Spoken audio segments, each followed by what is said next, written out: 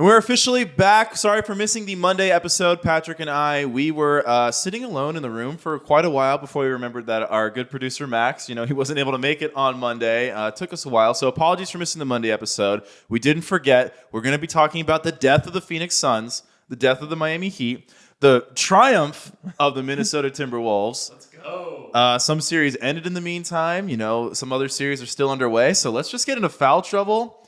And Patrick, your year-long, the roller coaster of emotions you've had with the Phoenix Suns. But before we talk about the Suns, Max, the T-Wolves, on top of the world, 4-0. First playoff series win in 20 years. How you feeling, brother? It's crazy, dog. I'm telling you guys, even just winning this series is already history. It's just, I have to celebrate this dub because it might be the best. It might be the highlight of this season. Yeah. I'm very confident about our matchup against the Nuggets. I think that there's a decent chance. But they're also the fucking Nuggets, and they have Nikola Jokic, and I'm not going to be crazy and say that we're going to beat them or anything like that. But Timberwolves in 7, baby. There we go. So little story time. When I bought this house, the agent who helped me buy the house got me a bottle of champagne that has the address engraved on it. Yeah. And we'll get to this later in Hot Streak Shooting Slump, but I'm selling my house. I got a buyer. So I have this bottle of champagne. And dare I say, last night, I was like, I feel like I should maybe pop this open in the morning when Max gets here for the Timberwolves. I know the Timberwolves won their series against the Sun what felt like a month ago at this point. Yeah. But it's been, 4 days, 3 days? Yeah, it was on Sunday. But, I feel like we're kind of dodging the lead right now. Anthony Edwards has officially arrived. He is there were questions going into this series. He's re-arrived because I feel like we said that when they beat the Celtics week 1 of the season. That's true. He arrived, he stayed, and then he changed outfits. I don't know.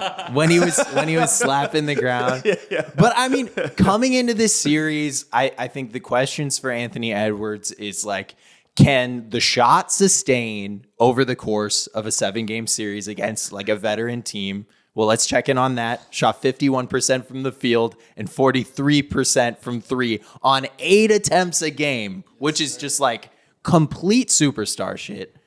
He absolutely, in different spots throughout this series, we saw, he clamped Bradley Beal. We will talk about you later, Bradley Beal, throughout the entire series. Had really great stretches against Devin Booker, who wasn't terrible throughout this series.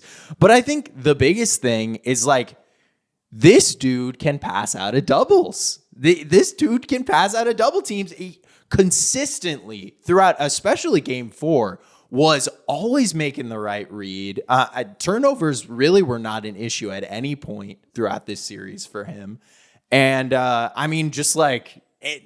don't know. What did you see? I thought just really, really impressive, incredible series from him. Yeah, I think the big question for the T-Wolves really going into this series was their offense, if their offense was going to sustain, and a big part of that was Edwards, because I think the big question with the Timberwolves is their 2 lead offensive guys, Cat and Edwards, are both questionable decision makers, and they were able to pull it off, but I think there's a very big test ahead with the Denver Nuggets. Oh, totally. You don't say. Well, and not to diminish the Suns, but I think even defensively, the Nuggets are another rung up. When it comes to crunch time. I would say that for sure. And I just want to point out what team has the best offensive rating in the playoffs thus far, and a lot of this has to do with who you play against. But it's the Minnesota Timberwolves, 123 offensive rating, and that's not easy to do no matter who you're playing in the playoffs. I thought Cat had some amazing stretches throughout the playoffs. There were times where you saw kind of classic playoff Cat, but there was also times where you saw this dude is in the conversation for best shooting big man ever. Yeah. And then the last thing that I feel needs to be pointed out was Rudy Gobert was incredible in this series.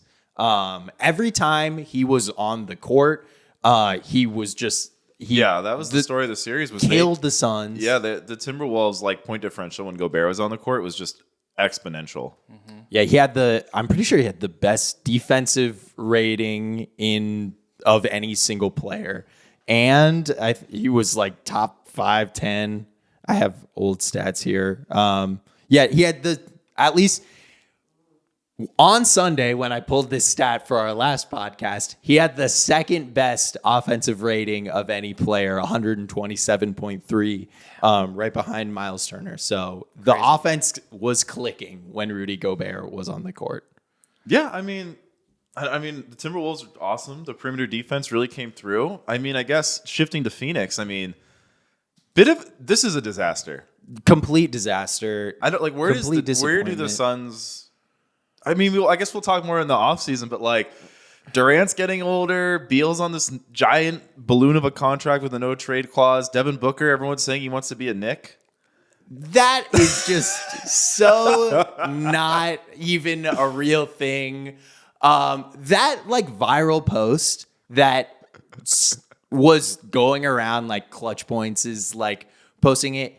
It was aggregated from a article that was titled "Devin Booker wants to be a Sun for life" from a Phoenix reporter that has connections to Devin Booker's team and was talking about how Devin Booker wants to be a Sun. He's like a Kobe guy, wants to have that Kobe thing. So, I mean, needed to say that was super annoying. Well, to I mean, me. but Kobe, famously requested a trade. That is true. That is true. Life. But you know what? If Devin Booker was going to request a trade, I think maybe it was in the first 5 years of his career when the Suns had 4 coaches. But this is one of the most disappointing seasons I can think of for any team. It was a complete disaster. The roster build was a gamble to start out with. And I mean, we've talked a lot on this podcast about the point guard thing, and that was a failure. The Suns needed a point guard. Yeah. And it's hard because Beal's so small. Booker is, I mean, he's 6'6", but he's like Frail. Yeah. He can't guard a lot of different positions. So when you start factoring in like how does a point guard fit into this, it gets a lot tougher. And then Grayson Allen, he played so well that you couldn't really take him off the court. He's a true guard too. Like, I think the bigger issue was just the redundancy. I mean, I just think Booker, Durant, and Beal they're just too similar. They just needed some more diversity of play style. I really think that would have helped them so much. but they can do that. They shoot But well. what they can do and what they do are two different things. Exactly, and that goes back on the coaching. But I mean but not necessarily though. Like Durant and Booker, this is who they've been their whole careers. They're not just going to change their play style. But you have to. If you want to win, you have to do that. Stars don't do that. Well, that's too fucking bad. Well, that's why this team construction didn't make sense. I agree with you. But like these guys, it's not like they just walked into the building one day and they were like, "Oh shit, Bradley Beal's here." No way. Like they signed off on this. You've got to take the steps to win if you're if you want to have this like team build. And I mean, like this is step 3 of the Kevin Durant's on your team fan reaction. Yeah, and you mentioned what are the next steps from here? I'll tell you, I don't think they're gonna blow this up. Matt Ishbia was interviewed yesterday in just this absolutely insane interview where he's like constantly saying like, oh yeah, the Suns are in like the best place in the league right now. Like we're really good. We're really confident. We're like failure is part of life, which yeah, it is. But normally like you're not in a good place if you're failing with 3 people that are making $50 million next year. But where was I going from this? He said in that interview that they have no plans to break this up, and seems like he's kind of completely controlling this team at this point. So yeah, I don't think they're gonna break it up, and it's gonna be they have 2 tradable first round picks. this offseason, but no contracts to connect those picks with. They can't aggregate trades. I'm like foreshadowing. I don't know, Patrick. I don't want to put this out there, but it's in my gut right now. What is it? I think they're going to trade the picks. The team isn't going to go anywhere, and Ishvia's going to sell the team after he destroys it. I don't know why. That's what my gut is telling me right now. The thing, it's like, how do you trade the picks? I don't know. Because let me break this down for you. So you got Devin, Kevin, and Brad. They're all making $50 million. Apparently, we're not trading them. We have Grayson Allen under contract. He's not tradable until next season. We have Nasir Little. He makes $6.8 million. We can trade him, but we can't trade him with any other contracts. And then we have David Roddy, who's making like $2 million. Yeah, I mean, the Suns they're kind of fucked. They're very fucked. The Suns are very fucked. Hey, KD looked great out on the floor. Like, we have to give props to KD though. Like, KD looked great. Book was absolutely incredible in that last game. Yeah. I mean, it was way too little, too late. But it's the kind of thing where it's like, I'm okay with rolling the dice with these three. Like, Devin is squarely in his prime. I think it's not like this team is not a playoff team.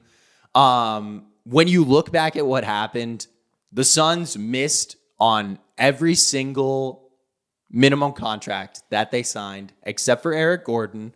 And they ended up having a guy in Grayson Allen that was just better Eric Gordon. So they were kind of unplayable next to each other. So the path forward is, if you're keeping it all together, hope that you can have that consistency of the team going forward. The Suns are going to have the 22nd pick in the draft. Hopefully you get somebody there. And then, you play the minimum game. That's what all these super teams are going to have to do. And we'll see. There's not too much to talk about. Yeah, I don't know. The poor Suns. I think that Bradley Beal trade doomed them. But let's move on to my team, which also lost. We lost 4-1 to the Boston Celtics. We kind of got blown out in every game we didn't win. The one game we won was the game the Celtics decided to just not play defense.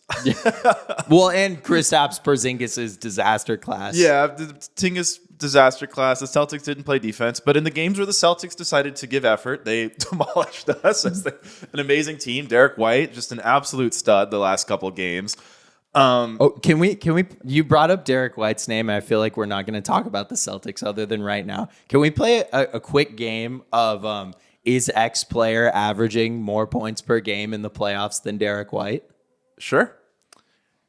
Who is averaging more points per game? Derek White or Paul George? White. Which is crazy because Paul George in game 4 was a buzzsaw. Yeah, so incredible. Who is averaging more points per game? Derek White or Donovan Mitchell? Ooh, I'm going to go White. It's a trick question. They're averaging the same amount, 22.4. Now, my favorite one. Who is averaging more points per game? Derek White or Jason Tatum? White. It's White. Yeah, I don't feel like Tatum's done. I got to say, I do have to say, Celtics Heat, there is this weird thing with the Celtics that when Tatum gets the ball in the perimeter, as the opposing fan, it feels like a win for the defense. And when Tatum gets the ball posted up in the free throw area, it feels like a huge loss for the defense. Seems like something, I don't know. Just putting it out there. Like Tatum, I feel like has such an amazing jump shot. He has a crazy ability to hit contested jump shots, get hot, like that real star player trait. But he's really scarier when he's posting up. Because he had this stretch in the game that the Heat won where it's like post up, Duncan Robinson, quick spin, dunk. Like soaring through the lane, dunk. And then it's like when he's on the perimeter and he's like trying to ISO at Caleb Martin, it's like, you're going to take like a fall away mid-range shot? Like, all right, cool, dude. We're going to use all the shot clock right now. Yeah, I don't know. But I mean, the Celtics are awesome, right? They're good. They're fine. Part of the reason Derek White's averaging so many points, one is because Derek White's really good, but two, it's because it's like Tatum and Brown demand a lot of attention, as does Porzingis. And the Celtics got to be feeling really good about themselves. They're probably going to win in 4 or 5 against the winner of Cavs Magic, too. Yeah, Brown had a really, really good series. Does the Kristaps Porzingis injury make you change your Do we know calculus? how long he's going to be out for? It seems like he'll be out for an extended period of time. I think if he's back by the conference finals, they should be fine. I think the worry for them, I guess the worry for them is if you get the Knicks, hypothetically, if you get the Knicks, the Bucks, or the Sixers in that ECF, and Giannis is back, you're like, okay, we might get killed on the boards without Tingis. Yeah, and that's if he's not. I feel like there's a good chance he might miss a big part of the next series, but he should be back by Eastern then. Conference Finals. He should We'll see what he looks like. Should be back. But you want to talk about perilous off seasons? I think the Heat are sneakily in a bad spot too, because the one thing we talked about all year was Jimmy's, counting stats look the exact same, but a lot of his advanced stats that are 20% more of his shots are assisted than last year. There's way less self-creation. All the indicators of athletic decline were really showing with Butler. And I think if Butler played, this could have been a much more interesting series, but he didn't. So there's no point in talking about hypotheticals. But the Heat at this point definitely need to supplant him with more scoring. So it'll be interesting to see, especially with the Donovan Mitchell situation, if that's where that ends up. But yeah, the Heat are going to have to figure out what they're going to do with this core. It kind of feels like next year might be the last big run with the Jimmy-led version of this team. And then after that, it might be handing the reins over to some new core. Yeah, so the Heat, their tradable first-round picks this offseason is their 2024 pick, which is this pick, obviously. And then 26 is not tradable. 27 is already out the door. 28 is not tradable. And then you will be able to trade one of 29 or 30 and then an added pick swap. Jimmy Butler is actually eligible for an extension this offseason. How do you feel about a potential 2-year, $112 million extension? Wow, I think the Heat kind of have to do it. If they can land Donovan Mitchell, I think you have to go all in. So you got to give him the contract. Yeah. How much is too much for Donovan Mitchell? I think we have to. So you can do 2 firsts and a pick swap. The math gets tough. It gets, because the contract size. I don't have all the contracts in front of me right now, so it's tough to say. I think the tough thing with the Heat is I feel like the Heat have one guy in the roster who's the big this guy could either be a perpetual role player or a sub all-star level player, and it's Jovic, because it's 2 years now. He's been okay, but it's he's a fresh 20-year-old. He was in high school when we played the Nuggets in the finals. This guy is so young. The fact that he's actually playing playoff minutes, big playoff minutes, to me suggests his upside is really, really high, to the point where when it comes down to do you trade him or Jaime? It's you got to think about it. You don't think you have to do both? You might have to, but it depends what the Mitchell trade landscape looks like. Yeah, that's true. You got to. I feel like it'll be robust. I don't know. I just feel like the Heat aren't going to trade all of those guys and be well, now we've got. Because I guess you'd probably have to trade Hero to make the salaries work. Yeah, I think so. I think that's where it gets tough. Because I think, if anything, the Heat have shown that Dame trade package is. I feel like they got clowned over last summer last year, but I think they've shown those are good players. Yeah, especially this series. Was they very took a game off the Celtics without Jimmy Butler, and it was all the Miami or the Dame trade package. Yeah, it was the whole Dame trade package. I don't know. The Heat. The Heat were the 8th seed. They got lost in a 4-1. We don't need to spend too much time on the.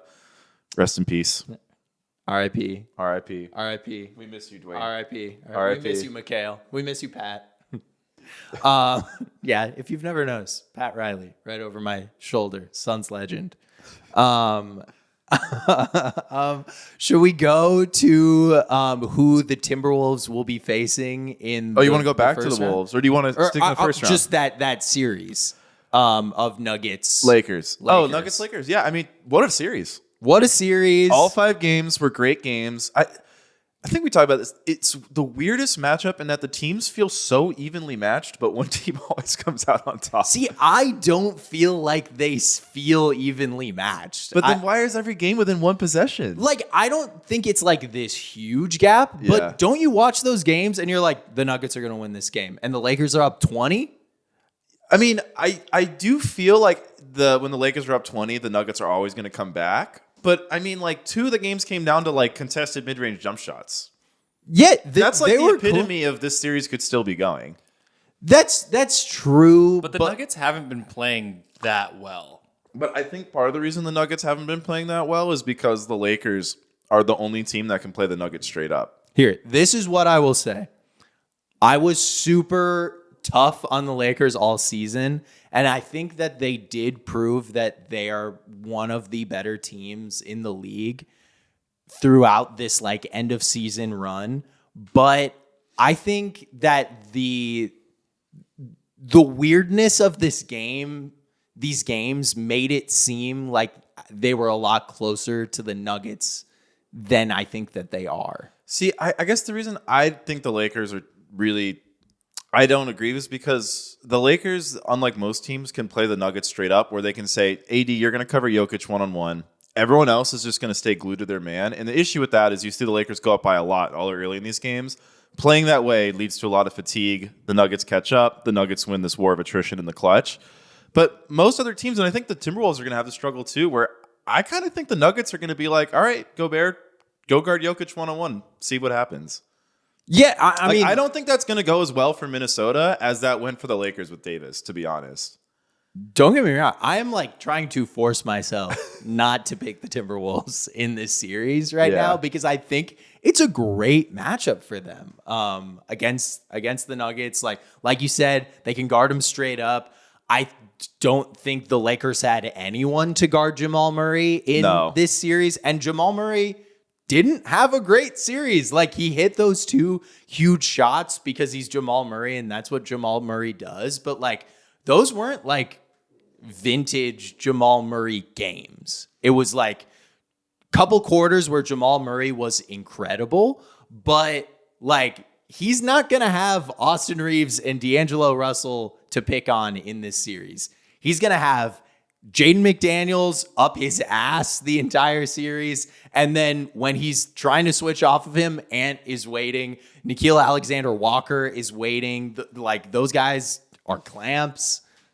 Yeah, I mean, I think what's tough, though, I mean, I don't want to really get into that series quite yet. We'll do that as it gets closer. The game 1 will most likely be before our next podcast. That's true. I mean, I think the thing, though, with the Nuggets is, like, the Nuggets aren't going to put their guys in position to play like Jaden McDaniels or Ant straight up. Like, it's going to be so much Jokic Murray pick and roll. It's going to be so much attacking Gobert's drop coverage that, like, I mean, like in Jaden McDaniels on Porter, it's like they're going to run Porter off screens. They're not going to put Porter in a position to ISO against McDaniels. It's going to be such a different series because, like, you know, with a Durant or a Booker, it's a lot of like they're attacking their defender on the ball, whereas the Nuggets are much more like we're going to move to get guys open. Yeah, like reposting. Yeah, like, it's gonna, if it's not working gonna out. Look so different than that Sun series, and I they're know. playing a smart team, and we just haven't. I mean, Jokic has kind of had his way with Gobert his whole career. Like, he's had like 50-point games against him. Like, I'm just a little worried about like what's going to happen with Minnesota when Denver's like,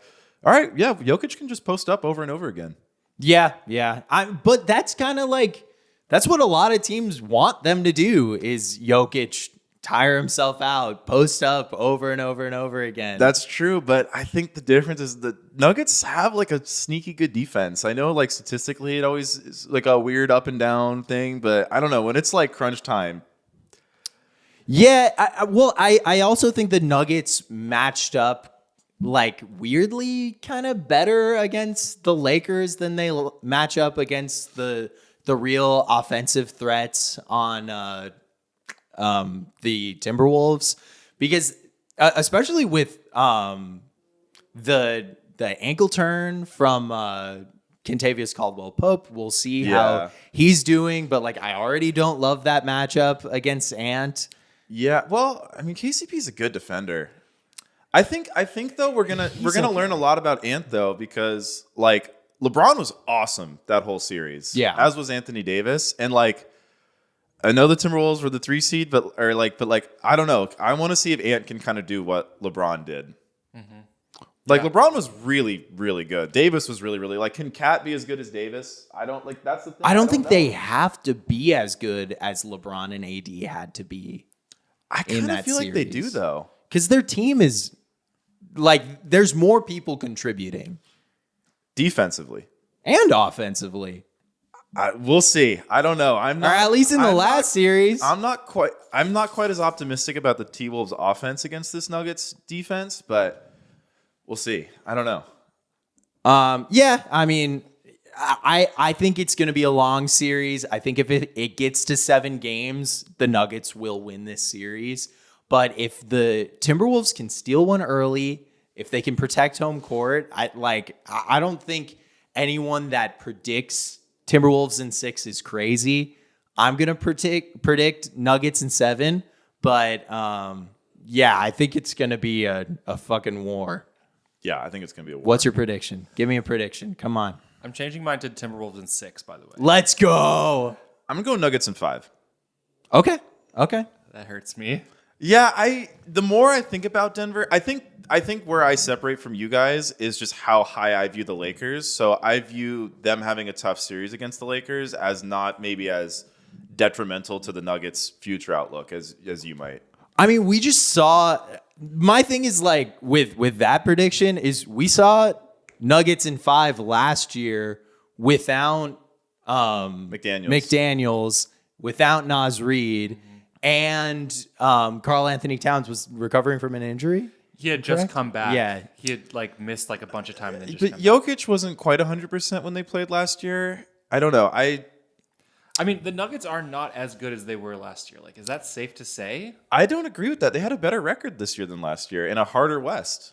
I mean, I said that before the last series. I still agree with that. That I think the last year's version of the Nuggets. I mean, they're is definitely a bit not better. as deep as they were last year, roster wise, Yeah. indisputably. And I mean, this Jamal Murray has been good, but you know, the soft tissue stuff does scare me. And hopefully he can stay healthy all the way through. I mean, listen, I might be eating my words completely in a week from now, but I have a weird feeling about this series. Dude, you can't bet against your team. Yeah. You can't bet Never. against your team. Yeah, I mean, I think this is just. I guess we just very much disagree on the Nuggets and the Lakers. I'm very confident in the Nuggets going forward. I feel like they're kind of a shoehorn to win the West, but that's just me. Yeah, I mean, we'll see the other side of the West. It feels like it's kind of a perfect time to go there. Is looking at the Dallas Clippers series, which has just been fucking an insane series. I don't know where do you want to? We're recording Thursday, May 2nd in the morning. So last night. This series, I feel like this is the funny series because remember we did our podcast that was after game 1, was game 1 a fluke for the series or was it telling what's going to go happen forward? And game 1 had an 8-point quarter for the Mavs. So I was like, that's a fluke. But then it feels like every game in the series has some fluke concurrence of events. Game 4, Paul George was playing without the sliders, so he just made every contested jump shot ever made. Harden was also playing with the sliders off, so he's hitting every step back 3. But Irving in the same game is also just on absolute fire. But in the same game, Irving is having the worst handles game of his career. It's 10 different fluky things all happening at once. Which I guess somewhat average each other out. This whole series has felt weird. I never thought a lot of these games would end under 100 points. Watching a Mavericks game that ends with under 100 point score it feels weird.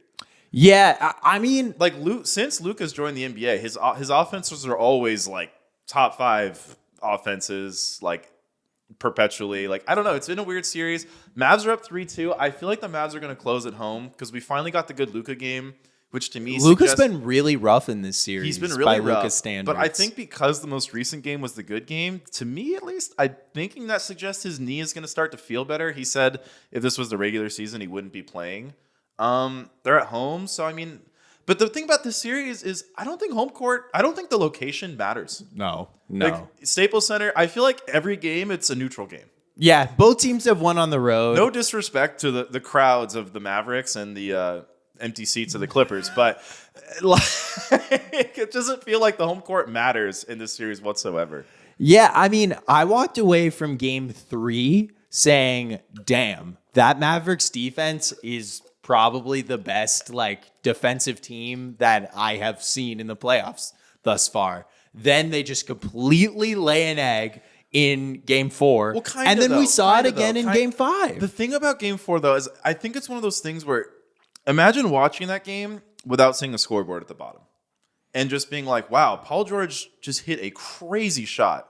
Wow, James Harden just hit a absurdly crazy shot. So it's kind of one of those things where it's like, did they lay an egg or did Paul George and James Harden have an out-of-body experience? I just know I saw a lot of James Harden going right past Luka. I did see that, yeah. And like that is part of your defense. And I'm sorry, if you go down by 30, you have to pay the fucking piper. I don't care how fluky it is. You go down 30 in 2 games and you lose those games. You cannot do that in the playoffs. No, you can't. But I mean, with Luka, though, I guess to me, it's like if he's playing with a sprained right knee, if he's playing with a sprained knee, like, and he's already not a good lateral mover, like, I guess to me, laying an egg is more of an effort thing. Whereas, like, when the Mavs went down by 30, it didn't look like it was for lack of effort. It looked like it was more for, like, Paul George is not able to miss a shot. Yeah, I'm not trying to say it's lack of effort, but I think there was it's not like they didn't know Luka's injured. So that goes down to like communication on the back end. Like there are things that you can do, forcing switches to get James Harden off of Luka, who is hunting for Luka constantly, denying switches. Yeah, it's tough though because there was that one game, I think game 2, where they targeted Luka over and over and over again in isolation, and they shot like less than 10% against him. Yeah, I mean he wasn't bad in game 5 either, but in game 4 it did not look good. It did not look good, and they came back. But I mean, that's why this series is so funky. Is it just feels like every single game is like some isolated event that won't happen again. Yeah. But, you know, right now we're at Mavs are leading 3-2 in this series. What did you pick this series as? I picked Mavs in 6. Okay, I also picked Mavs in 6. I think we're getting that. So, yeah, it's seeming like that's where we're going to go. But that feeling, Patrick, like you said. The amount of money I'm willing to bet against elimination game Harden is a lot. That's true. And we just had Pandemic P. He's back. We had yeah, man, I don't know. I mean, if talk about like a team that if they're down like 8 on the road with like 4 minutes left, like who's the most likely person on the court to get a technical? It's Westbrook. Yeah, Westbrook. Like, yeah. I don't know. To me, I feel like this series is coming to its I don't want to get ahead of myself, but I don't know. I think this is just a weird series because I think that's what the thing with Game 4 is like. What does Game 4 look like if Paul George and Harden literally don't have out-of-body experiences? If it's close at halftime, I don't think they win that game. But you know what we said? We were texting during Game 4, and we were saying when the Mavs went up by like 3 or something, like when they tied it, 5 minutes left, we were like, this game is over. Yeah. And they battled back. They did. You know, yeah. like you expect James Harden to completely. But they battle back. They're highlighted by Paul George does a spin step back 3 behind the backboard that is contested, and he nails it. It's like the shot making was just absurd from Paul George that game. But in the first half, and then that play, but Paul George kind of like disappeared in the third, in the second half of that game.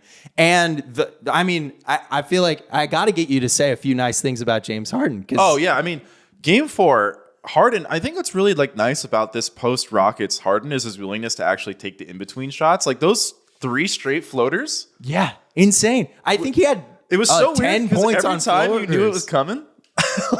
It was like, oh, he got past him. Oh, there's the floater. I don't know. It's very Harden has been awesome for some of these games, but I'm again like, let's see what Harden looks like in this game 6. Yeah. So 5 minutes left. Luka hits a step back to bring the Mavs up by 2. Okay. And then it's James Harden floater. And then Kyrie makes a shot. James Harden floater. Paul George blocks Kyrie. James Harden floater. Mavs timeout. And to bring the game to 104-100. And then it was pretty much the game. I mean, it was back and forth, but that was kind of like the game at that point. Yeah, I mean, it's been a fun series, but I don't know. I mean, we'll see. I feel like there just hasn't been a normal game in that series yet. That's why I need 7 games. I need it. I need 7 games. Also, the weird thing about that series is the whole Kawhi Leonard dynamic has been really strange. I know. Yeah. I said it this is like this Clippers team. Honestly, this whole series is like the most like Expendables ass series. It's like, oh, I'm seeing all these stars from my childhood, and they're doing some things to make me remember what they used to be like, but also they kind of suck now too. I guess Luka's the one person that's like separate from this conversation, but yeah, it's just been such a weird star-studded series. I need 7. I don't know if I need 7. I kind of need 6 so the Clippers finally move on from this team. Will they though? Will they? I feel like they have to.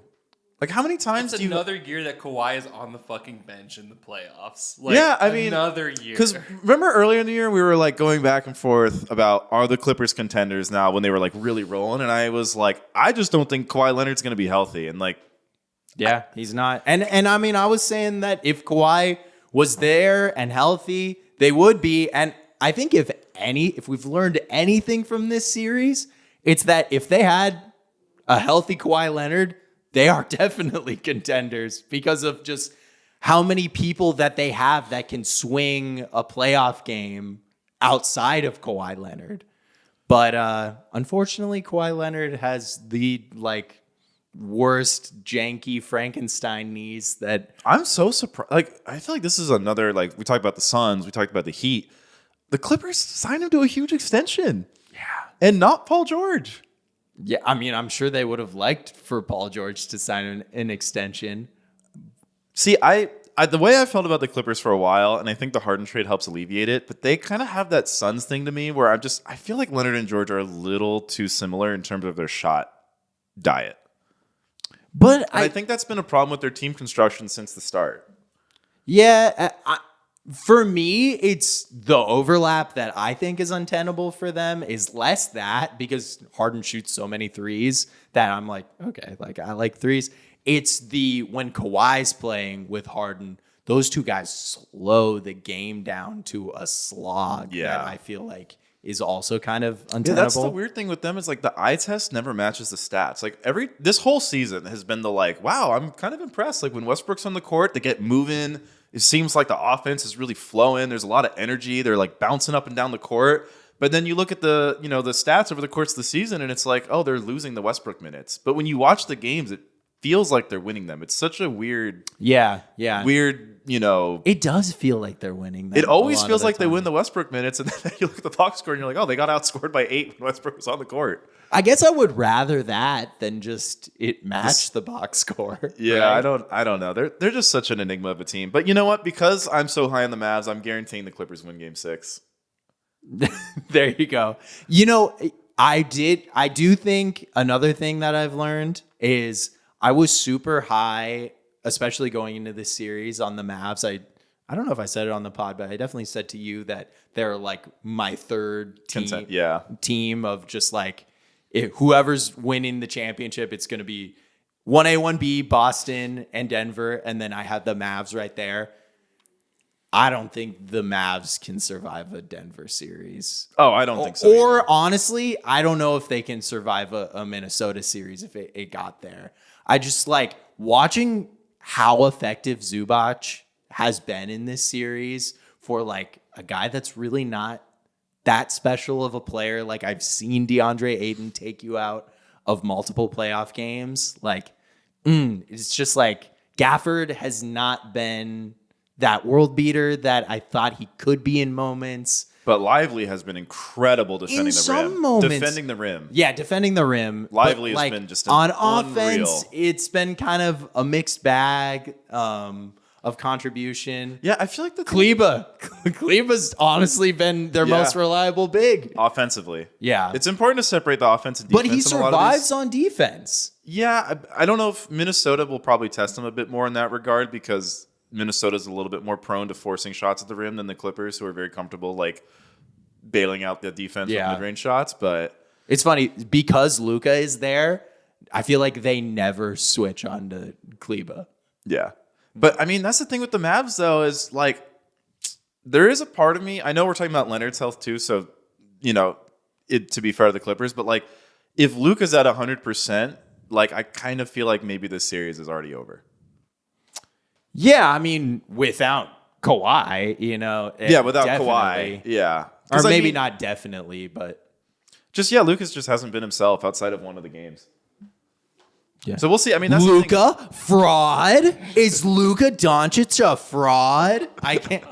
Oh my God! If the Mavericks lose this series, please, it would be tough. Please, I don't care about the prediction. We have not talked at all about Knicks Sixers. Yeah, and that's the only thing that we talk about when we see each other. I know it's definitely the most. I don't know. I didn't get to say it on the Monday pod, but this series, like, as fun as it is, it like bums me out at times. Like, we had the game 2 debacle, and then game 3 is supposed to be this Embiid crowning moment, 50 points, but it's completely miraged by like an on the court crime spree where he's like taking out OG Anunoby for no reason. He has that the Mitchell Robinson play, which was not cool at all. Like, it's just this like on the court crime spree. He somehow doesn't get ejected. Then game 4 comes around, the Knicks win. In Philly, it's like another war of attrition game. Game 5 yesterday. That was a huge Brunson Brunson game, huge Embiid collapse game. We have game 5, which is the Maxey Mayhem game, but Embiid is like an A+ on defense and like a D- on offense toward the end. It's just absolutely awful. It's awful. just such a weird series that I feel like should be more fun, but it kind of bums me out a lot of the time. No, it bums you out because you're cheering for the 76ers. Let me tell you that. I mean, I think what I don't like about it is, like, for me, the best series, even though it's over, was Lakers-Denver. Like, close games throughout. So two of your teams on your list. Yeah, it bummed to see the Lakers lose, but like, I don't know. Sometimes the Sixers-Knicks series, there's like, you just feel like, I don't know. There's something, I don't know. I just don't like about it. Dude, I think this is a crazy take, bro. No, it's crazy entertaining. All these games are so entertaining. They're so close. They make you clutch your, I think the crowning achievement of this series is we've had 2 games now where one team has had like a 4-point lead with like 30 seconds left and lost. That is insane. Of the most miraculous wins. But I love that we have those 2 because now, in my opinion, neither fan base can say shit. You both got your miraculous wins that there was just no reason that you guys should have won that game. Yeah. And not even to mention, like, the Sixers, like you said, got their miraculous Joel Embiid is not suspended and thrown out of the game. Yeah. Yeah, I mean, I think the big number, we talked about this before the pod, but like, I feel like this series really just comes down to like, can the Sixers rebound? Yeah, I mean, can the Sixers rebound, and like, how efficient is Jalen Brunson being? Yeah. If he's shooting over 50% and he has, 40 points like he's been doing over the past 4 games, it's going to be really, really hard. Like, the Sixers are going to need a 50-piece, which they've gotten in both of their wins. I think that's what's tough for the Knicks is like they have one guy who can go for 40 every game, whereas the Sixers have 2. Yeah. But, I mean, the thing with the Sixers, though, is like they lost the first 2 games where Brunson was pretty bad, but it's because they're allowing like 1,000 offensive rebounds, and like Deuce McBride, OG Anunoby, DiVincenzo on those kickouts, like those are great shooters. Those are great shooters. Josh Hart was shooting well. He shot really poorly in the last game. I do have a question, though. Is Joel Embiid the villain of this playoffs? Oh, yeah. Right? Yeah, I mean... He has to be. Who had that on their bingo card? I think a lot of people. Really? Yeah. There's a lot of people who think, I mean, Joel, it's not like Joel has a clean image. I think I saw Joel has twice as many flagrant fouls as Draymond Green, and I think like half the games. Yeah, he's been sneaky slump lot. Very, very dirty. But I feel like, especially if they lose this series, Embiid's gonna get the reputational heat. Oh yeah. I mean, he pulled Mitchell Robinson's legs while he was trying to jump. I mean, that's is dirt. He should have been ejected for that. Yeah, that's crazy. How did Draymond not do like a 45-minute set at the Hollywood Bowl about that single play? Like, I would be so pissed if I was Draymond. But yeah, I mean, I also think it might be a little bit simpler in that Embiid just needs to show up in the fourth quarter offensively. Yeah, I know. So in game 5, which they won, I noticed, like, because at this point, like, the terms of engagement are set. When Embiid gets the ball, the Knicks are going to double on the catch, and Embiid's going to have to find a shooter quickly. One thing that, like, I really liked about Anthony Davis when he first started playing with LeBron was he had a lot of the same issues where teams were like, okay, we're going to double on you because you don't have the greatest passing vision. And what Davis did to adapt was quick attack. Right when I catch the ball, I'm going for the spin, I'm going for the attack. Embiid is like very methodical. He likes to catch. He likes to survey the floor, take a couple dribbles, then do his attack. He needs to get into the habit of like attacking quickly because right now it's kind of like read and react to the double team. And it's like he's just not the best at read and react. He's become a much better interior passer, but the Knicks aren't giving him that. They're giving him these perimeter passes. Yeah, which like shout out. I like another thing I didn't have on my bingo card. Tom Thibodeau low-key winning the coaching matchup, and it really hasn't been super close. But yeah, like I'm trying to find Why do you think Tibbs has won the coaching matchup? I just feel like he's pressed the right buttons at every single like step of the game. Like knowing when to like really lean on Deuce McBride, knowing when to really, obviously Bogdan's not, or Bojan is not in this series anymore. Closing with a different big man literally every single game. Sometimes Mitchell Robinson has turned it on. Sometimes Isaiah Hartenstein has turned it on. Even closing with Precious Achiuwa in that game 4. I think that's a move that takes some fucking cojones, which a lot of head coaches I don't think would do. When you have your starting, like Mitchell Robinson wasn't playing in that game, but Isaiah Hartenstein, who is your starting center, was. And you saw what was working. You saw the curveball of Precious Achiuwa worked in that game. Sticking with that, I just think is like huge. Yeah, I don't know if I don't really think there's been a great coaching edge either way. I mean, like, I know we talked about game 2 being a miracle and the flip side, the other one for the Sixers being a miracle, but like, if they just honored Nick Nurse's timeout and the Sixers were up 3-2, are we feeling like he outcoached Nick Nurse? I guess that's my point. But like, if they just kicked Joel Embiid out of that game and they go down 3-0, like But that has nothing to do with Nick Nurse. Yeah. You were saying like if it's it just feels 3-2, like I just don't feel like it's been a coaching edge either way because I don't know. Like, I mean, this series is just it's just like a weird physical series. Because I mean, I guess like the other thing too is like, how much credit am I giving Tibbs for just doubling Embiid on the catch every time?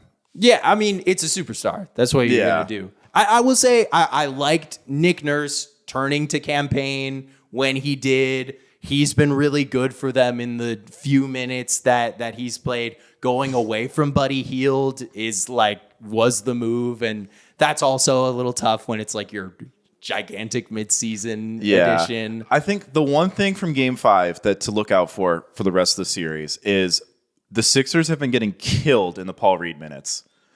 He's giving them basically none of the good attributes of a big man. He doesn't space the floor. So in Game 5, in the second half, when they sat Embiid for like 2 minutes in the fourth quarter, instead of going to Paul Reed, they went to a super small ball lineup. The Knicks also went to a super small ball lineup, and the Sixers did not die in those minutes. So I think in Game 6, what to look out for is, do the Sixers play Paul Reed, or do they go super, super small? And how do the Knicks respond? Because Tibbs took his centers off the floor during those 2 minutes, whereas I was like, you got to keep the bigs on. Yeah, see, this is where I don't necessarily think Tibbs has won, because like I thought that was an error on his part. I thought he should have kept the rebounding edge, kept that intensity edge. So I think that'll be interesting. If Nurse goes back to Paul Reed, I feel like we're going to get the same series. But because for the Sixers, it's just, can you tread water when Embiid's not on the court? Because as bad as Embiid was in the fourth quarter of that game, offensively the whole game, they're dominating the minutes he's playing. Yeah, no, they're playing really, really well when they get Joel Embiid on the floor. But yeah, I mean, I just think this has been kind of a classic series super physical that we're going to be talking about for years and years and years, no matter which way it ends up going. Yeah, I guess the one thing that's weird about this series, and I'm kind of curious, like what the officiating looks like for either of these teams when they make it to the next round against, let's hypothetically say, the Pacers, is like, it feels like the contact allowance in this Sixers-Knicks series is like dialed up to like 12, and in every other series it's like dialed down to 8. Yeah, I don't know if I think some series have been more physical than others, but I also kind of just feel like that's like the personnel, you know, like Embiid is like relatively a pretty physical player. Lowry's a physical player. Oubre's a pretty physical player. And then, I mean, fucking everyone on the Knicks is kind of that hard nose. Also, I don't know, not in favor of either way, but I feel like the officiating has been awful in the Sixers-Knicks series. And it's not just like, it's like Game 5, there was a play where Embiid was ruled out of bounds when he was in bounds. And then like 12 minutes later, Josh Hart is ruled out of bounds when he's in bounds. Yeah, weird. Like, that's the kind of thing that I'm like... I feel like both teams are constantly being shafted by the refs.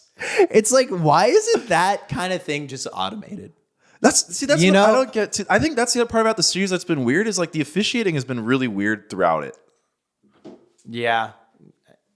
It's like, I don't care so much about it just because it's like, it's been weird. Yeah. Like, we're all playing under the same circumstances, but I do hear what you're saying on that. It has been a little weird, but super fun to watch.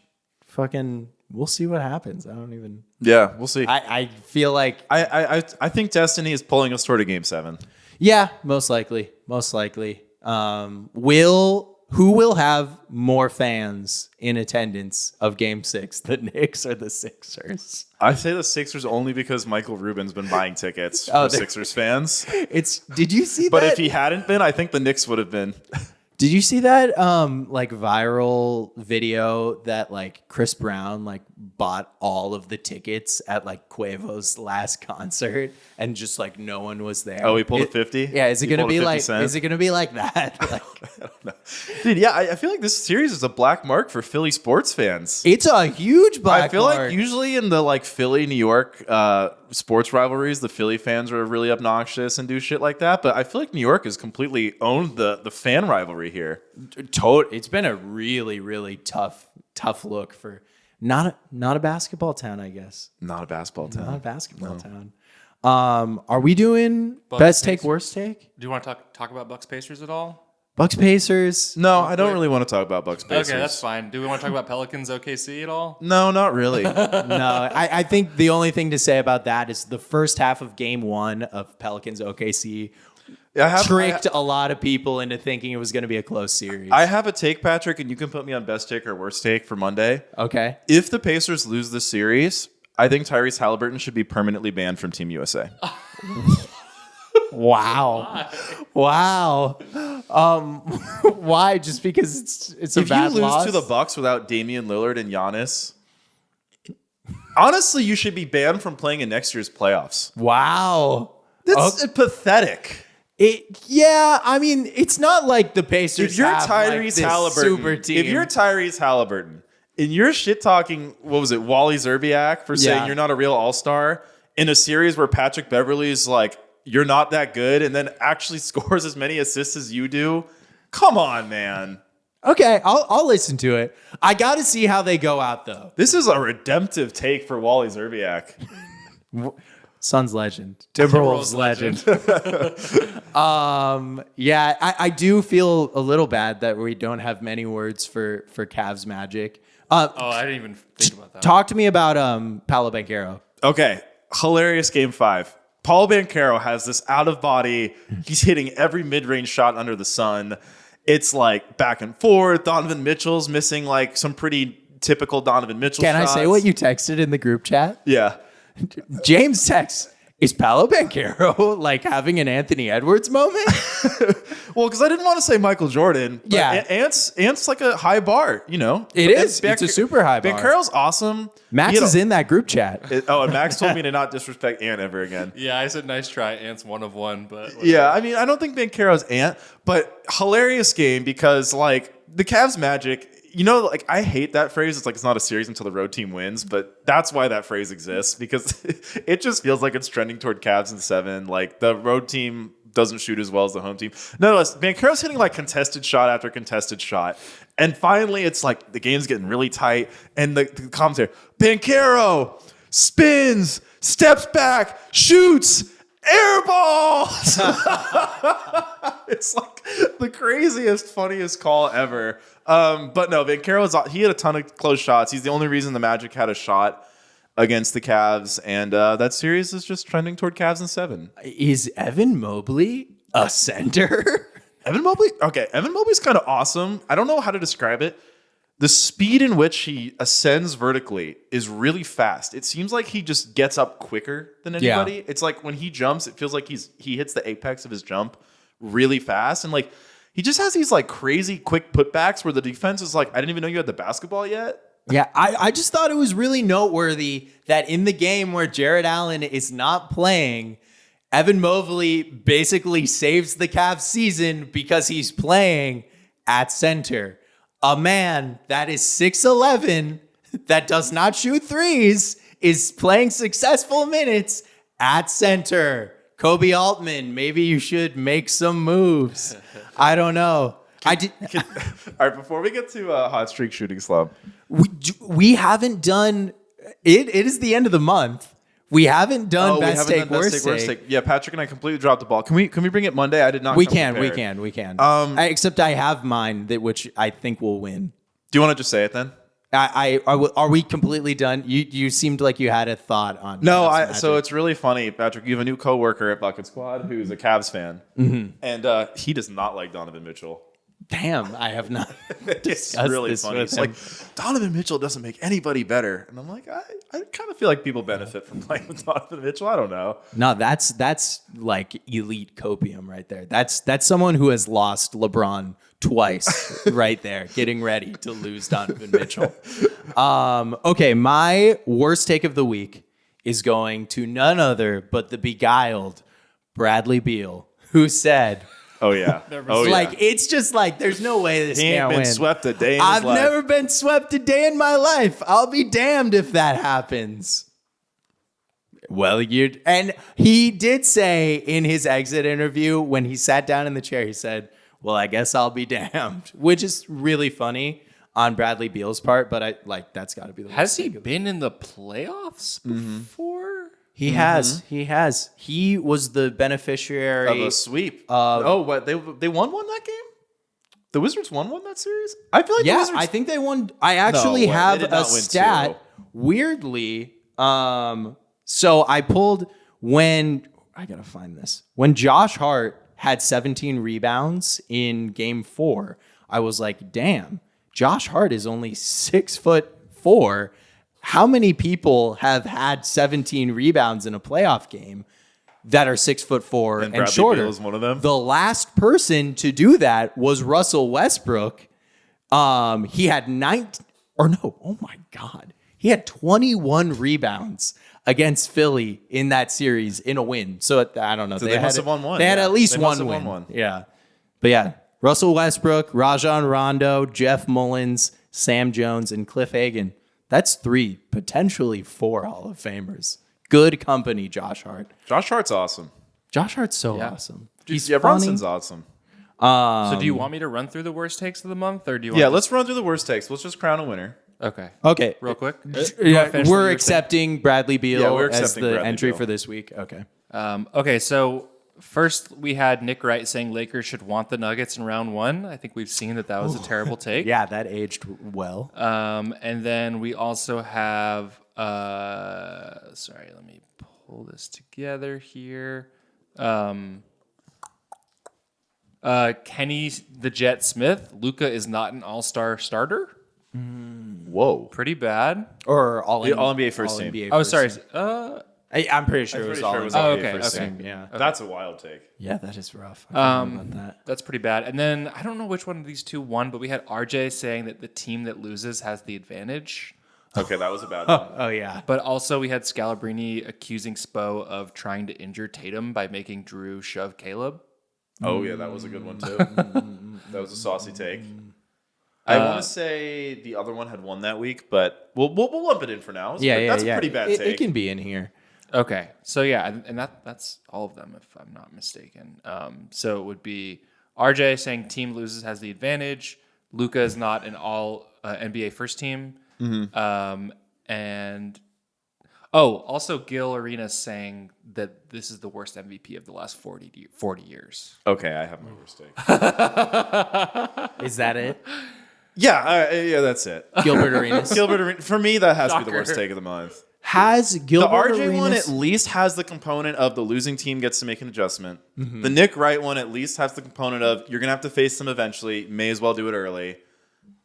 The Bradley Beal one, self-confidence. Yeah, it's good sometimes. All of them have some Redeeming, some yeah. redeeming quality. The Gilbert Arenas one is just His anti-European his agenda. anti-Europeanism. It's also just wrong. Jokic is like a lot better than most MVPs. I think we also gave Gilbert Arenas a pass for the last anti-European quote that was in the discussion for this. So I'm very comfortable awarding this to Gilbert Arenas as well. All right, cool. Gilbert again. Gilbert again. All right, hot streak shooting slump. Yeah, hot streak shooting slump. Max, how's your week, man? We never start with you. Let's hear it.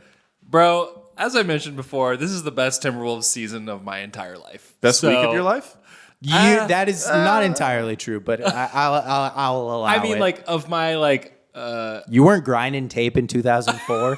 nah, dog. I was not watching ball very much in 2004.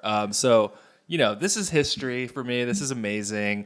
And the fact that it's a sweep, I mean, that's never been done in Timberwolves history. Like, that's just beautiful. I learned recently that's never been done in Minnesota sports history. Okay, Just yeah. not Wild, not Twins.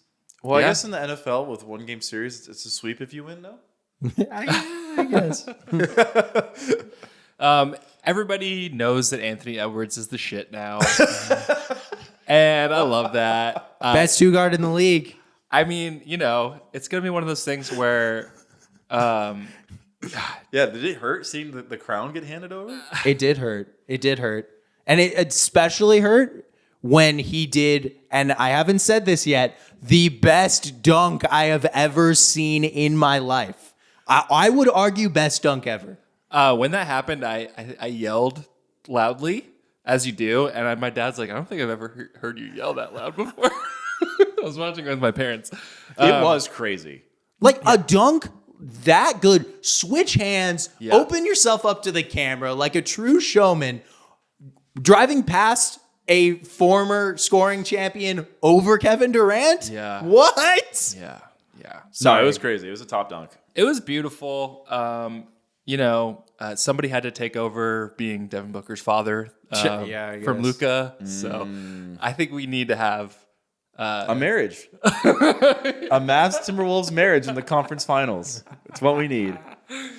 and I think if everything goes my way, we'll have a graphic of Ant holding two babies, and it's Luka in one arm and Booker in the other. Oh my god. But yeah, no. Where's Jokic going? It's like a front. You cannot son Jokic. No, I mean that was obviously the highlight of my week. Like I'm feeling great. Went home to see my parents, had a good time. You know, other than that, killing it. All the way to Streaking. Iowa. Yeah. Iowa is a buzz currently. Yeah, I mean it's Caitlin mostly, Clark fever. dude. The number of Caitlin Clark t-shirts and like advertisements fucking bonkers. Like we have our fucking Iowa hero for life. It's awesome. But yeah. Go ahead. Who's next? Oh, I'm on a blazing hot streak. As you guys all know, Foul Trouble fans, I've been, having this house, and I've been wanting to move back to the city. I got an offer on the house before I even went to market. Very lucky. Insane. So I'm just starting to pack up the house. So unfortunately, Foul Trouble fans, there's only 2 more weeks in this set. So get ready. Bigger and Get better. ready. Things are coming. I just life's been good. I'm just really excited to move back to the city. It's been calling my name. Playoffs have been good. Patrick, you know why I'm so excited for Sixers Knicks to be over with as Why? a series? Because Why? I feel like it's the one series we fight over every fucking It is. episode. We're always beefing about these two It is. teams.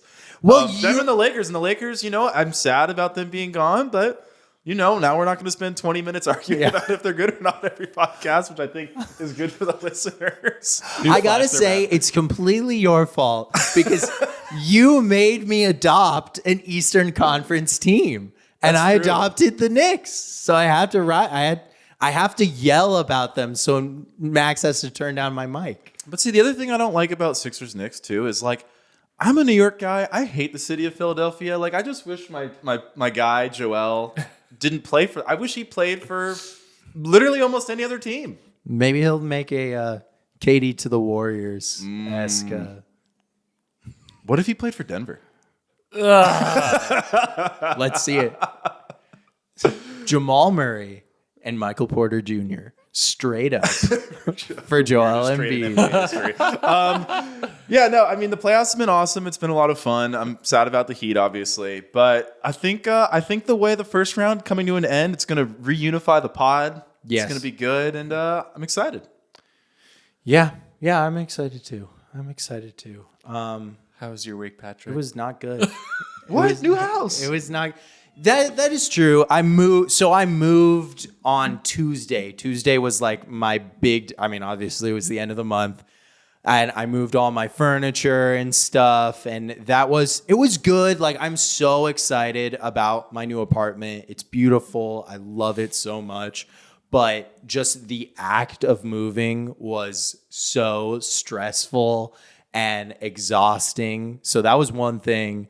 The Suns just absolutely letting me down in every way that they could have possibly let me down. Like, I can't stress enough like how excited I was for this season. Like, and I would say like You were very excited. like because I thought it was like by far the best, most high-end talent the Suns have ever had. I was so excited. And, like, the worst part of it is, like, because of the injuries and stuff, I felt like, oh, we'll see it. We'll see it later. Like, we saw little flashes of, like, big things working. And it just, like, it never came to be. And, like, What's your take on? I know because we talked about this in the group chat. Like KD saying, like, if I give context, then it sounds like I'm making excuses. But like, so I'll just say that I need to play better. But like, what's the real problem here? Yeah, well, I you mean, know what? I actually didn't have a problem with that quote. I don't have too I much. feel like that's the truth. Like if he said anything, people would be like, oh, would have, but like I agree, but like, what is the context? That's what I want. Yeah, I mean, I think the context is they do not respect Frank Vogel, for better or for worse. I'm not trying to say that as like, oh, these players need to respect their coach. It's like if Frank Vogel doesn't do, like, we didn't even talk about that huge Athletic article where it talks about Frank Vogel like screaming to the point where the team was laughing at him in that drumming from the Clippers. But like, if your coach doesn't do enough or do the right things to garner respect from not only your roster, but from your best players, like, that's a problem. Like, every single post-game, pre-game interview from Frank Vogel, it's like, yeah, I want to see them shooting 43s. Like, we didn't break 25 in any playoff game. Like, the message was not coming through. And like, say what you will about like, that's not their play style. Then like, they need to shoot less. Then get the ball to fucking Eric Gordon. Get the ball to other people to make this team have the shot diet that we need to have success. And like, yeah, like, I think there's so much blame to go around for what this Suns season was, from the roster construction to the coaching to the stars not buying in.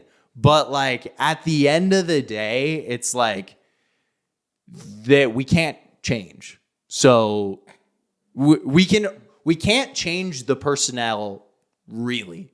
So we have to change the, interpersonal dynamics. People need to make sacrifices. And you hear Bradley Beal talks so much about how all he wants to do is win. You hear Kevin Durant talk so much, all he wants to do is play basketball. All Devin Booker wants to do is play basketball. It's like, okay, like, we can play basketball, guys, but like, we got to do a few things that are really simple if we want to win. And it's as simple as that.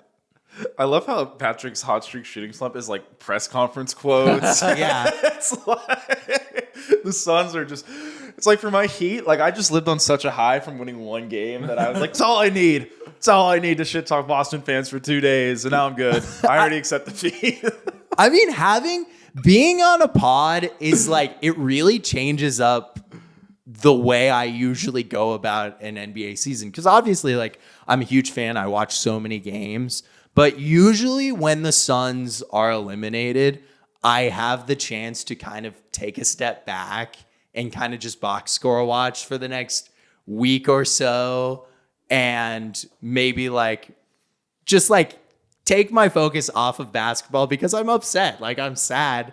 I'm a fan. I am a fan. I'm not trying to sell myself ever as this X's and O's expert. It's I know a lot about the NBA, how it works, how to suss out the media and how that stuff is going out. And that's what I contribute to the podcast.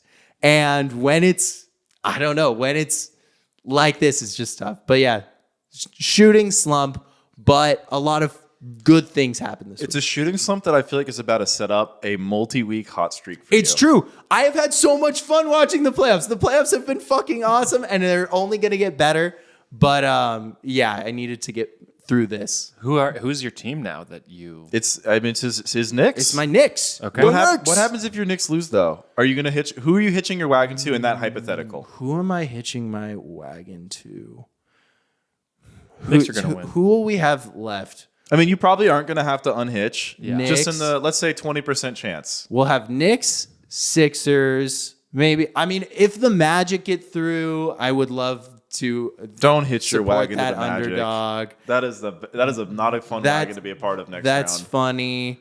I don't know. I feel like I kind of got to go with the Celtics just because that's my championship pick. If I'm trying to protect myself, which obviously I'm never trying to do. It's tough with the Western Conference teams because I just have such raw feelings about a lot of them.